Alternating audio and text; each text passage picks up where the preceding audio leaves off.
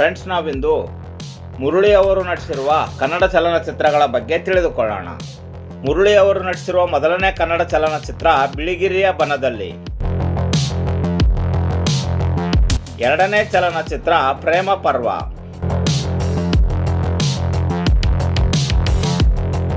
ಮೂರನೇ ಚಲನಚಿತ್ರ ಬಿಳಿ ಗುಲಾಬಿ.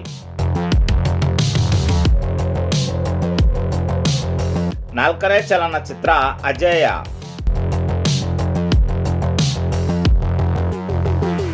ಐದನೇ ಚಲನಚಿತ್ರ ಪ್ರೇಮಗಂಗೆ.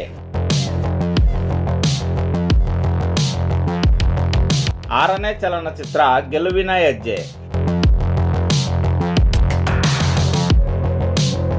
ಏಳನೇ ಚಲನಚಿತ್ರ ತಾಯಿ ಕೊಟ್ಟ ತಾಳಿ.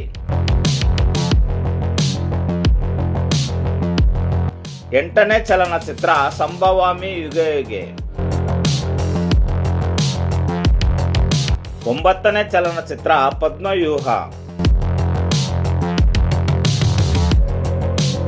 ಮುರಳಿ ಅವರು ನಟಿಸಿರುವ 10ನೇ ಮತ್ತು ಕೊನೆಯ ಕನ್ನಡ ಚಲನಚಿತ್ರ ಅಜಯ್ ವಿಜಯ್. ಇದಿಷ್ಟು ಫ್ರೆಂಡ್ಸ್, ಮುರಳಿ ಅವರು ನಟಿಸಿರುವ ಕನ್ನಡದ 10 ಚಲನಚಿತ್ರಗಳ ವಿವರ.